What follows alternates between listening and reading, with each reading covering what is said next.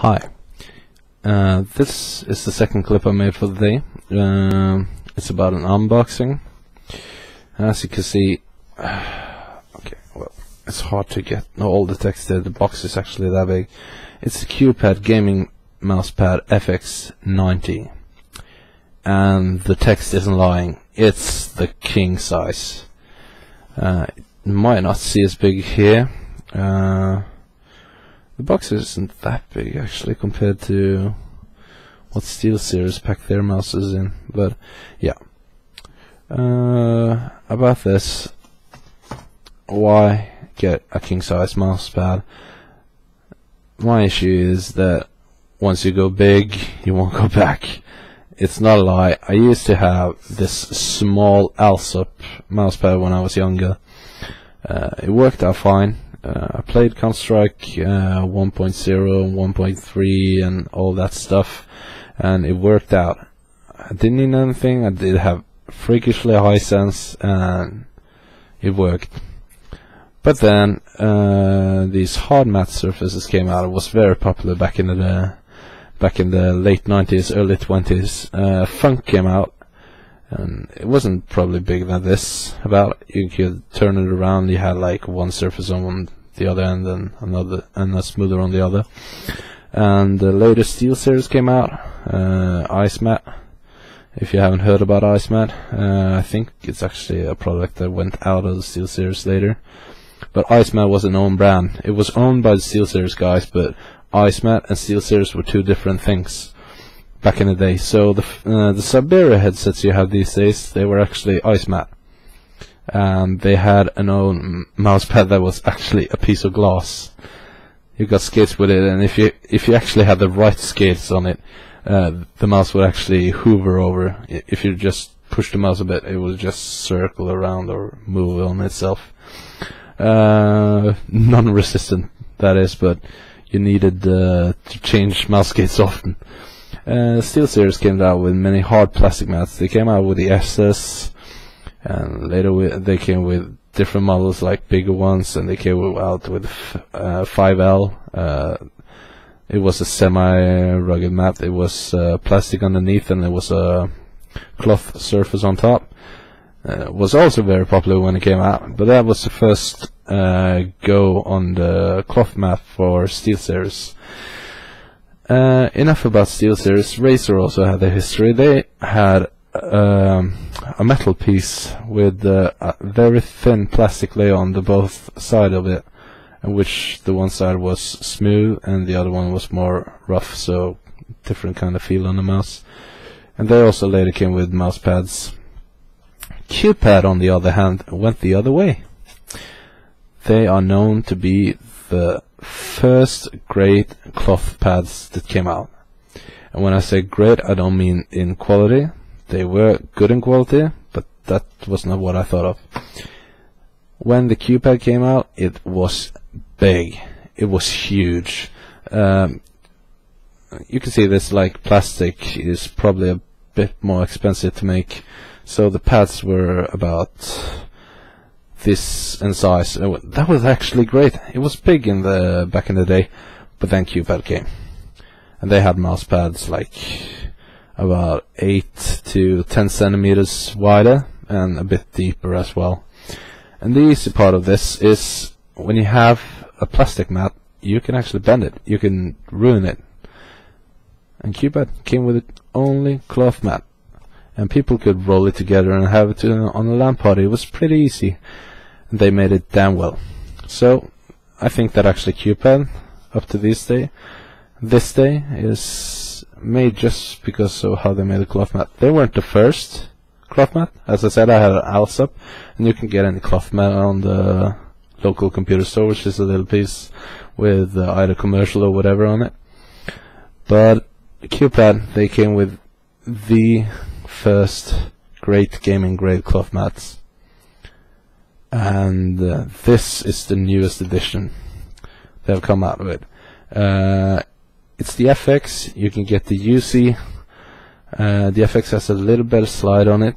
It's called speed in Qpad's terms, but it's not as great as the old what is it called, Qpad CT, I think it is, the older cloth mat, because they had a Hydrotech top, which actually, if you spill water on it, it wouldn't sink in that fast, it would actually remain on top. This surface I haven't touched yet. I'm gonna open it now and look at it. But before I come to that, this mat is Qpad's answer to the Goliath mat from Razer.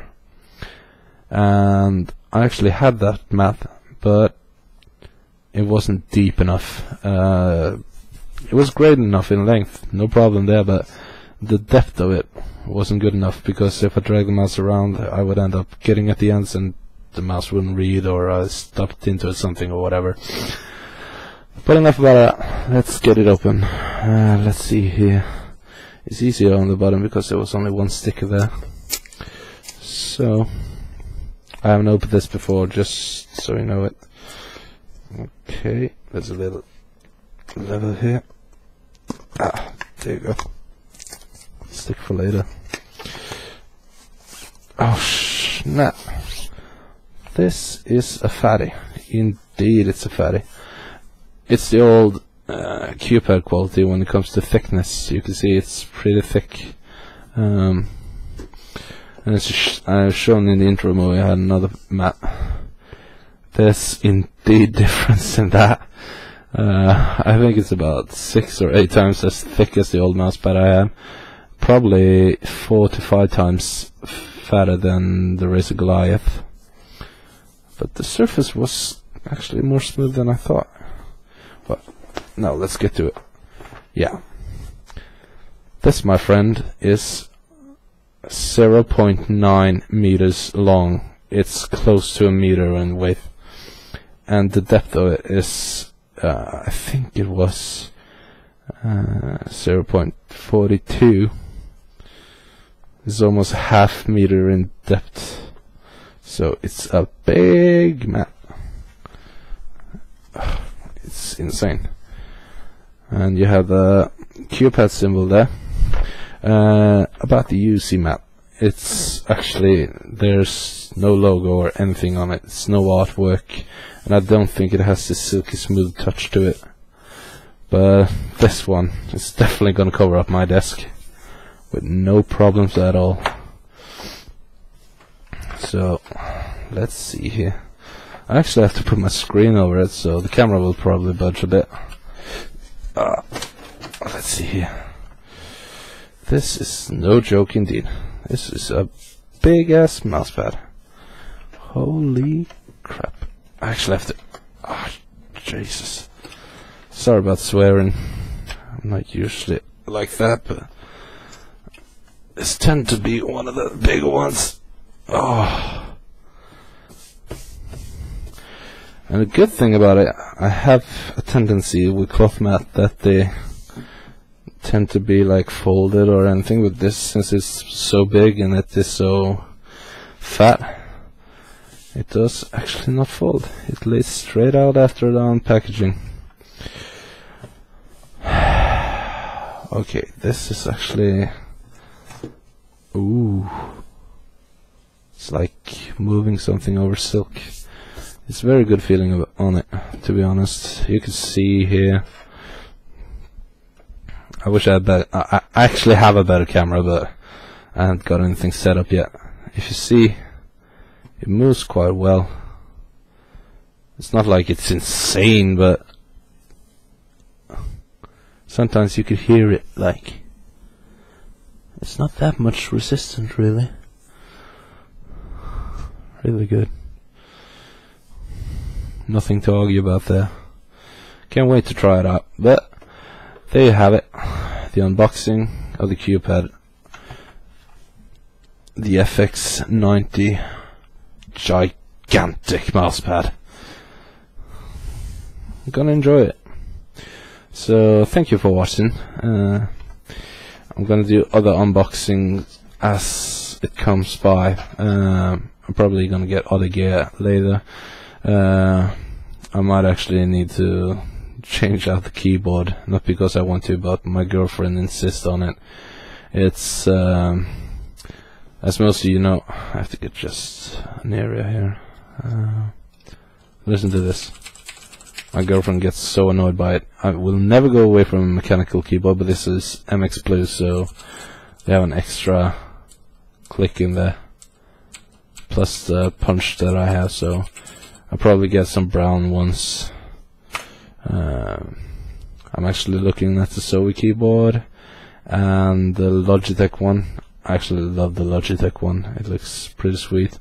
I hate the orange accents on it, so I'm probably gonna rip it off and paint it black or something, but except for that, it looks pretty sweet. I'm not too fan of all the color madness, although I have teal in my mouse at this point, but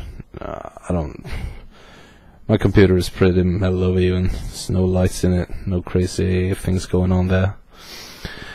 But that was the unboxing. You're probably gonna see if the mousepad was worth it. If I don't trade it out, I'm probably gonna add it to the gear list on Twitch, so you should check it out later. Thanks, have a nice day.